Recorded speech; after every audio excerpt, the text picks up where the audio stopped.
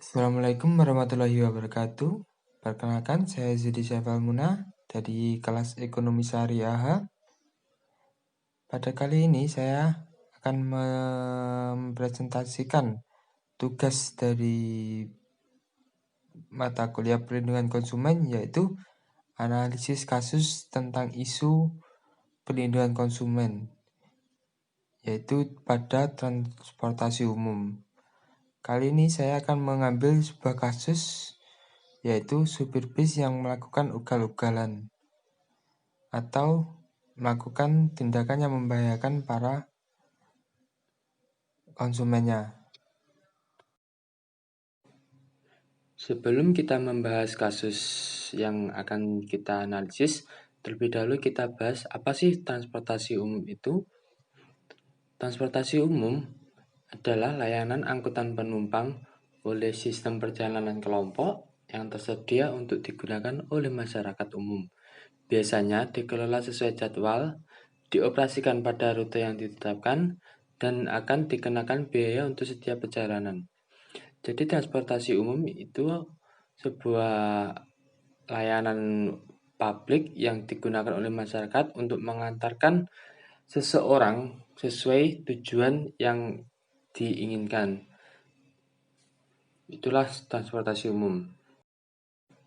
Setelah saya jelaskan apa itu transportasi umum, selanjutnya saya sudah menemukan sebuah berita kasus tentang transportasi umum, yaitu dengan judul Viral Konvoi Bus Ugal-ugalan Bawa Petaka, Sopir dan Kernet di PHK. Dilansir oleh suara.com pada Senin 17 Agustus 2020 pukul 20.46 waktu Indonesia Barat. Berdasarkan berita,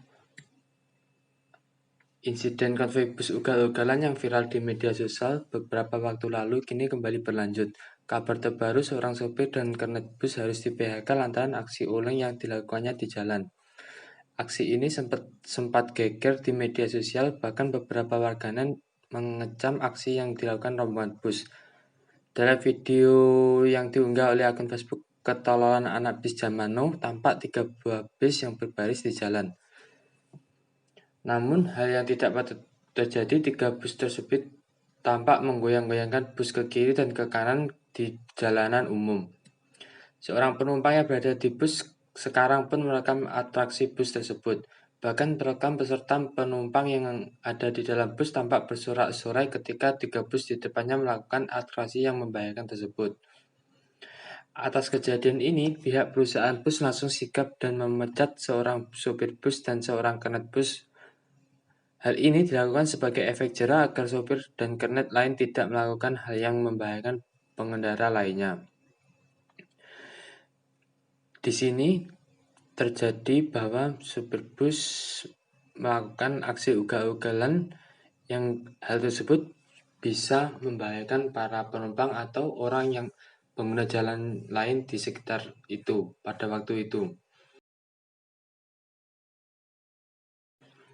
Berdasarkan kasus tersebut, pasal yang terkait dengan kasus tersebut yaitu Undang-Undang Nomor 8 Tahun 1999 tentang Perlindungan Konsumen, yang telah diatur mengenai hak atas kenyamanan, keamanan, dan keselamatan dalam mengkonsumsi barang atau jasa, termasuk mengenai keutuhan barang bawaan ketika perjalanan mudik.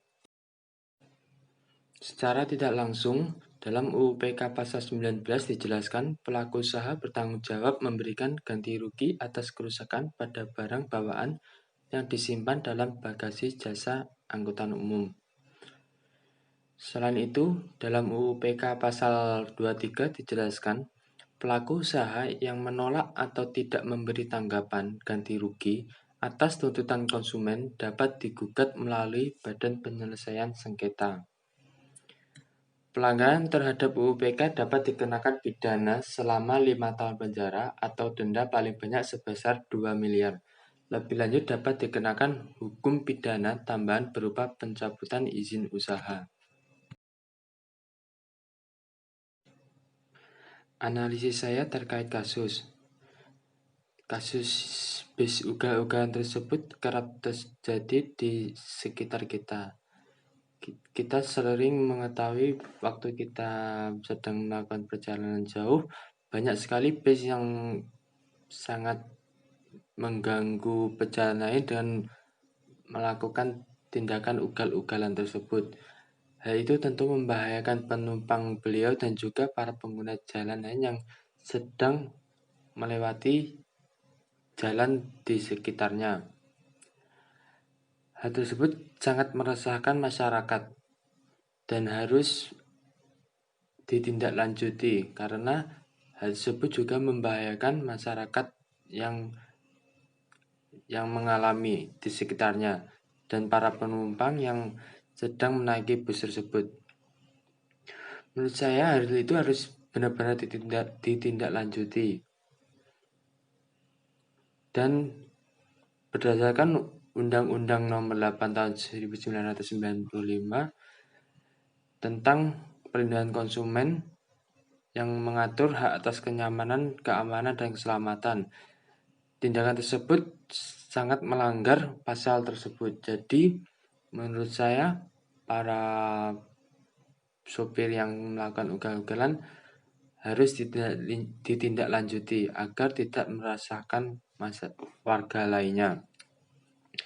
Dan kita sebagai hak konsumen apabila mengalami tersebut, kita bisa saja menuntut para sopir tersebut agar apabila kita mengalami kerugian barang atau yang lainnya, kita juga bisa meminta ganti rugi atas tindakan supirnya. Dijelaskan pelaku usaha yang menolak dan tidak memberi tanggapan ganti rugi atas tuntutan konsumen dapat digugat melalui Badan Penyelesaian Sengketa. Jadi, apabila kita sudah menggugat para supir tersebut dan supir tersebut tidak merespon yang kita lakukan, kita juga bisa melaporkan tersebut melalui Badan Penyelesaian Sengketa Konsumen. Agar kita sebagai para konsumen juga terpenuhi hak-hak kita, karena kita juga di situ membayar perjalanan kita. Kita tentu mencari aman agar kita selamat sampai tujuan. Itu saja hasil analisis yang bisa saya berikan. Apabila ada kesalahan kata, saya mohon maaf. Terima kasih. Wassalamualaikum warahmatullahi wabarakatuh.